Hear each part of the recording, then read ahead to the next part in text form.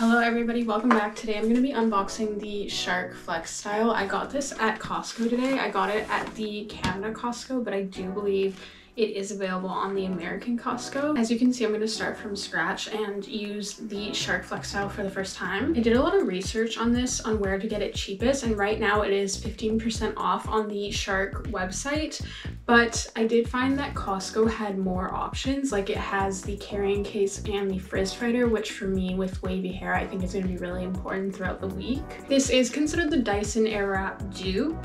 I did a lot of research and most people said that this is just a louder version. The buttons aren't as nice on it, but then when I watched a lot of the videos, everybody's hair looked pretty close to the same as when they used the Dyson. So for me, it just wasn't worth the extra like $400. This one I got for $350 and the Dyson is about $800, which for me is it's just not gonna happen. It's just too much for me to spend on a tool like that. I know you'd be using it every day, but just for me, it's not gonna happen. On the Shark website, it's on sale for $300, but you're missing the case and you're missing the frizz fighter, so that's the difference that you're getting with the Costco version. This is just telling you how to use the curler. I'm not going to use the curler today, but I am going to do a separate video on the curler. This is everything that comes in the carrying case. I've heard a lot of people say that they find this is better quality than the Dyson carrying case. I can definitely see that. I feel like it's really sturdy. This is the main tool. So this is what you can use to dry your hair, which I am going to use this now. Another great thing that I will mention about Costco is that you can return it even after you've opened it. So if you're not happy with it or you're just finding the learning curve too much, with this tool you can return it. These are the curlers. I believe this comes with the default curlers, which I think is the 1.25 version. There's two versions. There's a 0.95 version and a 1.25 version. One gives tighter curls and one gives looser curls. I personally prefer the one that gives looser curls. That's kind of what I'm looking for. This is just the nozzle for when you use your actual hair dryer. This is the frizz fighter, so I believe you're supposed to go like this. And I think that's when you've already styled your hair. I would probably use it like throughout the week when I'm noticing my hair is getting more puffy and frizzy. I'm actually surprised at how big the attachments are. I don't know why. I guess just because I'm looking at them online. I thought they'd be smaller, but there's nothing wrong with that. I actually like that they're bigger. This is the paddle brush, and I believe this is just to keep it straight. There's also an oval brush, which I will show you guys. I think the oval brush is more for a blowout look. I think I'll use the straight brush and then use the oval brush. I really like the case. I can see why people really like this case. I think it's really high quality for how much you're paying for. Like, I think you could easily pay an extra $100 for this case. Okay, so in order to make it go sideways, you have to twist. Oh, there you go. Okay, so you hold it down and then you twist like that way, and then that makes it the nozzle version. I'm really curious at how loud this will be. It's definitely loud. I don't personally mind it that much. I could see some people finding it annoying. It's saying the oval brush smooths and defreezes, adds volume and bounce. And it says the paddle brush straightens and smooths all at once. So I think for me with frizzier hair, I would probably use the oval brush instead. I think if you had straight hair, you could just use the paddle brush. I am curious to see what the differences between those two are. I'm going to use the oval brush for now, and then maybe in another video I will use the paddle brush. Nice thing is the style guide that it comes with kind of really breaks down what each style piece does. It does say to rough dry the hair first, so that's what I'll do. I also like that it gives you a suggestion on what settings to use, because you can actually change the air and the temperature, and the temperature says you can go no temperature, hot or hotter. I find that interesting because the whole thing with it is that it's like a no heat, doesn't hurt your hair. So I am curious if once you put the heat up, then you are kind of harming your hair a little bit, which isn't the end of the world because it's just like the equivalent of a blow dryer, but I am just curious on how that actually works.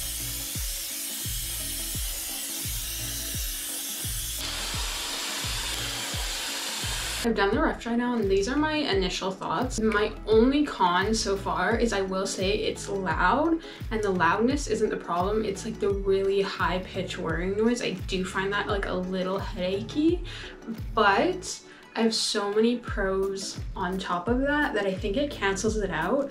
And the sound is the worst when you have it the highest, and I just don't see myself putting it on the highest setting that often. Like, I don't think you would need to do that. And I can already tell that my hair is dried so nicely. Like, no blow dryer has ever dried my hair to this quality, which is really what I was looking for because I was so sick of my hair looking chunky and frizzy and just gross, and this is way better. Like, it's already worth the money 100%. My hair is not completely dry, so it will be interesting to see how it dries. I am gonna use the brush, so we won't really see that. Another pro that I really like is it's so light. My blow dryer gets so heavy that I actually just give up. Like, I'm like, I don't even care anymore. I don't want to do my hair anymore, whereas this is so light. I don't see myself using it without this style concentrator, but I think it's nice that you have that option. I'm really impressed with it so far. It does still take a little bit of time, but it's definitely way faster than like an average blow dryer, and it's also gonna style it for you afterwards. I also did this on pretty much completely soaking hair, so I think it'd be really fast if you let your hair air dry and then use it, and that's kind of my goal, is to kind of let it air dry a bit and then use it, and I think that's healthier for your hair in the long run as well. The only thing I used before this is a wet brush, which is really healthy for your hair when it's wet.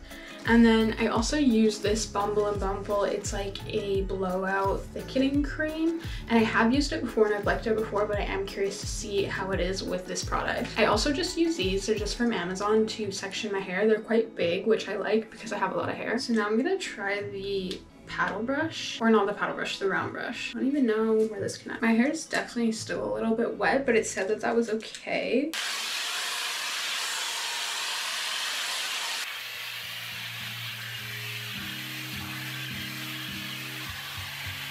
Here's the final look just with the oval brush. I really like it. My final thoughts are, I do think it's really loud, but something I did want to mention, it's like a really high pitched frequency, and as you get older you actually lose those frequencies. So I noticed online some people saying, I don't even notice the high pitch sound, I don't even notice the sound. I think what's happening is some people actually can't hear it over a certain age. I know that sounds kind of silly to point out, but maybe like if you're somebody who's over like 30 or 40, you won't even notice the sound. That's something I'm just trying to say. And for me, who still has a lot of my hearing at my age, I don't find it particularly that bad. I'm pretty sensitive to certain sounds just because I work in a job where I'm listening to frequencies all day. So usually stuff like that really bothers me, but I really don't find it that bad. I'm really impressed by how well it works on my hair. Like, I can just already tell it's a really high quality product, and it's just working better than a lot of blow dryers that I've already had. So for that reason alone, I would actually get it. Like, the reason I originally got it was for it to be faster, but I actually really appreciate that it looks a lot nicer on my hair. I think I'm still figuring out how to style my bangs. Right now this is nice. I'd probably add some curls or something to it for the full blowout look, but like I said, I'm gonna do that in a different video one day. I'm also really impressed by how nice it feels on my hair. Like, usually after I blow dry my hair just feels really frizzy and kind of gross, whereas my hair feels really light after this, and I don't feel like I did a lot of damage. One weird pro to it as well is that you can get really close to your roots, because usually when you're using like a heat tool like a curling iron obviously, or a hair dryer, it's obviously really hot, but with this it doesn't matter. Like, it doesn't hurt my skin getting close to it, so I actually really like that. Like, I find that makes things go a lot faster and makes it a lot easier as well. One last thing I saw of people comparing it with the Dyson is saying something about the buttons and how the on and off button is really annoying, like how it's so far away from where you're gripping it. I didn't find that at all. I'm a little bit confused why they would be turning it on and off when you're using it.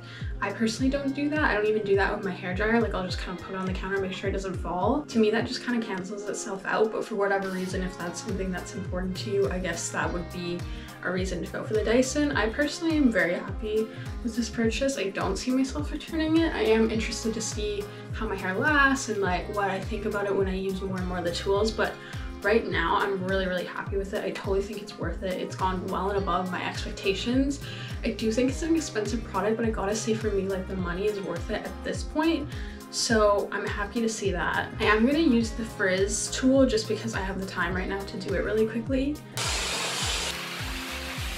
Okay, one thing I would note with the frizz tool, don't press it into your head because it is on the highest setting, so there is a lot of heat to it. It does make a huge difference. I'm actually shocked at how well that works. Like, I could see myself using that every day. I don't think you should, because I think that one probably destroys your hair a little bit more, it seems like to me, because you have it on the highest settings. Thank you guys so much for watching. I will see you next time.